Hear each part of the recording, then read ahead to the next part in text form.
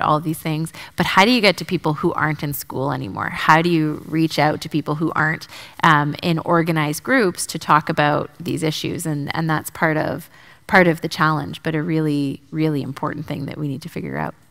Oh God, yeah, I got an email from my mom the other day that said if I don't forward this on to 10 people, some grievous consequence is going to take place. So believe me. You know what? Let's talk about education. I mean, because this is not easy stuff. Let's talk a little bit about that continuing education piece of it. So my own instinct is to say that there's probably a place for this in civics classes. Like, this is about our democratic process. This is about consuming good information and then coming to a reasoned decision that hasn't been influenced. But how do we reach people that aren't in school? How do we kind of get the information to the people who need it the most so that I don't get those emails from my mom anymore? I don't know if we can stop your mom sending those emails, but I mean, the number of Facebook messages I get from people that say, like, send this to 5 people, or like, no one will ever love you, and you're like, oh, God, sorry. But I think that's part of the challenge. And so, you know, Fake Out is one good example, but then there are other organizations that actually run social media campaigns on this, and, you know, ironically target people just as you would target through advertising. So that's one mechanism. But I think through forums like this is important, and, you know, to talk about it, and to talk about it in your homes and in your communities. And when you see someone who's sharing something that is very clearly not true, or is questionable, to have a conversation about it and to talk about what that means. I mean, one of the things that I've thought about a lot is that, you know, when I took on this position, which was only less than 2.5 years ago, we tended to think that what happened online didn't happen offline, right? Whatever it was like, oh, well, that's happening on Facebook, or that's happening on the internet. It's not connected to the offline world. But I would say that that distinction has not only blurred, but it's evaporated. Like, our lives are not disconnected from what we do online. You know, when I was growing up and we'd go on a Yahoo chat room, I think you could say, like, you know, a lot of that stuff was just happening in the Yahoo chat room. But now, like Facebook, Google, Twitter, YouTube, Instagram, our lives are completely enmeshed with that. And so I think part of it is, A, recognizing that we spend a lot of our times and manage our lives through these platforms, and then B, having a conversation about what that means, and what the impacts of that are. You know, oftentimes when I talk with students, you know, high school students, they know they're sharing something fake, but they do it because they think it's funny. They don't do it because they think it's real. And so how do we have a conversation about what that means, right? And how do we have a conversation about how we consume information, particularly as the information media landscape is changing? And so I think this is really important for our democracy, actually.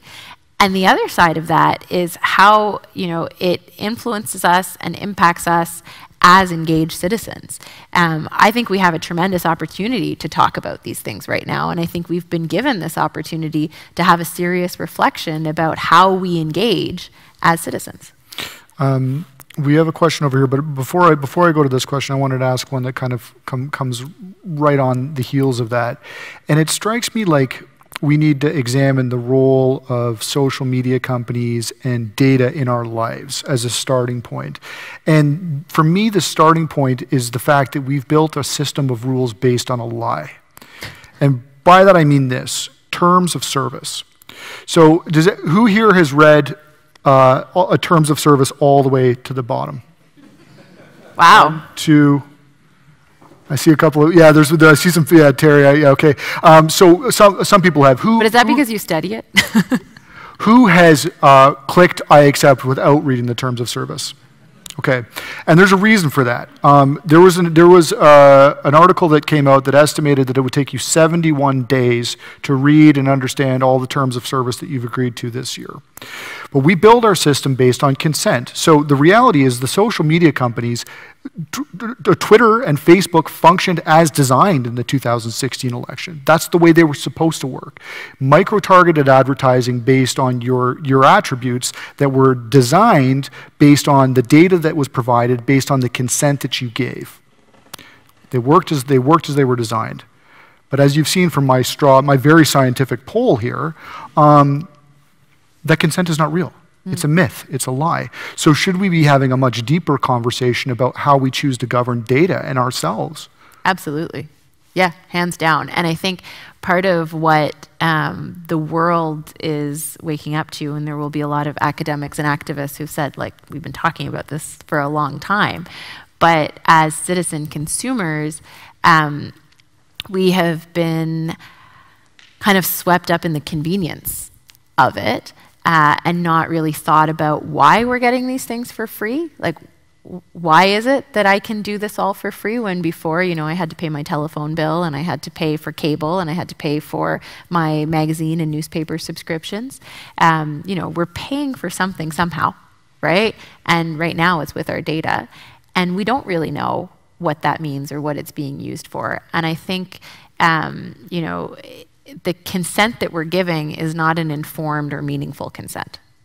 And I think that's part of the challenge. And I think that hopefully this conversation about protecting our democracy and protecting our elections actually spurs a deeper conversation about what these tech giants are doing with this information and how they're using it. And I think, you know, there's a lot of stuff that, you know, different academics and reporters and activists are talking about right now that is getting more into the mainstream conversation, but hasn't quite made it down to everyone yet. And I think that that's something that we should all be talking about because, you know, it's one thing for me to consent for you to use my data that, well, I mean, we're all giving data right now. Just the fact that our phones are in our pockets, like we're sharing information with Google and whoever else is tracking us.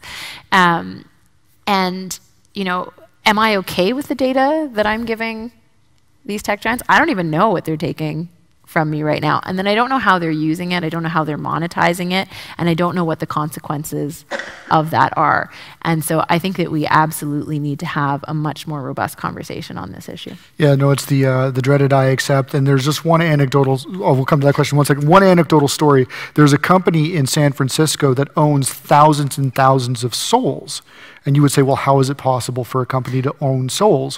1 year, again, for April Fool's Day, what they did is they stuck in their terms of service that if you click I accept, then they would forever and forthrightly own your immortal soul. So now they don't know what to do with all these souls that they have. Sorry, over here, please.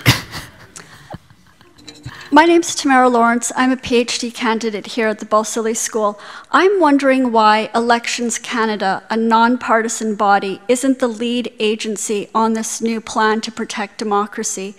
And I'm also wondering if Canada is going to be following these principles in its interactions with other countries, because I'm very concerned that Canada is partnering with the US and the Lima Group on undermining the democracy of Venezuela. At the time that Bill C-76 is passed and these measures are announced, Canada is interfering in the sovereign democracy of Venezuela in violation of international law. And then finally, I note that this year is the 15th anniversary that Canada partnered with the United States again and France through the Ottawa Initiative in orchestrating a coup against the democratically elected government of Jean-Bertrand Aristide in Haiti, the poorest country in the Western Hemisphere. And Haiti is still reeling from Canada's interference in its election, in its democracy. So I would appreciate your comments. Thank you. Sure. So there's a 3-for-1 there. There's the one actually one of the questions I wanted to talk about was the role of Elections Canada in the kind of protecting democracy plan, and then there's the Haiti and Venezuela bit that you may wish to address or. Yeah, absolutely. I'll start with Elections Canada. So obviously this was something that was talked about long and hard, and the Elections Canada actually put out a statement in response to that question because a number of parliamentarians raised it, and Elections Canada's position, which which is one that we respect, is that they will be tasked with administering the election. That is their job, to make sure that the election is carried out. It's not to determine whether there's been interference in the election. That is the job of our public safety and security agencies. And so, of course, Elections Canada has been very much part of the conversations to ensure that we're respecting the roles. But the role of Elections Canada is to administer the election, and they will be very busy doing that at the time. However, the protocol does state that if there is going to be a public announcement that the group of public servants will inform Elections Canada before they inform the public, because it's important for them to be aware of this. But we have to be very respectful of the actual mandate of Elections Canada, and also acknowledge that Elections Canada is not a government agency. It's actually an agency of Parliament, and that's separate from the Government of Canada. So we've been very mindful and thoughtful in the development of this to ensure that we're respecting the mandates and the roles of each of these groups. I'll comment on Venezuela. Part of what was not reported very often in the situation in Venezuela is that our position is actually in support of the Venezuelan constitution, which states that if the election is in question, the president of the, I believe it's the Congress, is then recognized as the interim president of the Republic. And so that's why the Government of Canada supported Juan Guaido following the very questionable presidential elections in Venezuela. If you've been following what's going on in Venezuela, it's an absolute human travesty. There is a humanitarian crisis going on. Under the presidency of Nicolas Maduro, people are going hungry, they don't have access to medicines, they're refusing humanitarian assistance. Canada has been leading the Lima Group over the past year under Minister Freeland's leadership to try and bring international assistance and attention to the people of Venezuela. It is really an absolutely horrific state of affairs right now, and we do feel an obligation to be able to assist the people of Venezuela. We have another question over here, please. Hi, my name is Allison. I'm also a student here at the Balsillie School. And my question is in regards to accountability and regulation, and that I'm becoming concerned that it seems to be increasingly that governments are assigning the role of the regulator in regards to free speech to private industry. So, for example, to say that extreme forms of hate speech should not be allowed on social platforms, just something I would completely agree with. However, I'm wondering if the current structure of governance is such that private industry is the sole regulator in regards to what is removed and what stays online, and if you could speak to specifically how governments are involved in that process. Yeah, absolutely. So, I mean, I think we're in line in our thinking, and I would say that, social media in particular was very sexy for a number of years, and we kind of all caught on to this idea that they could self-regulate and that they could manage their communities.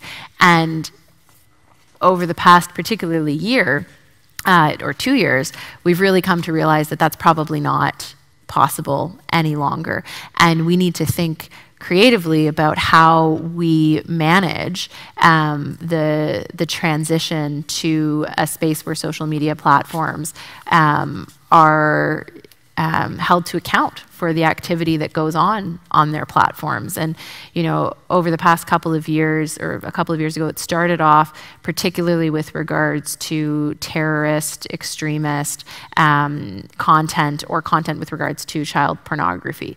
That's kind of the most extreme versions of things that we shouldn't tolerate on any platform, anywhere. But there's a whole bunch of other stuff that's going on that's a lot harder.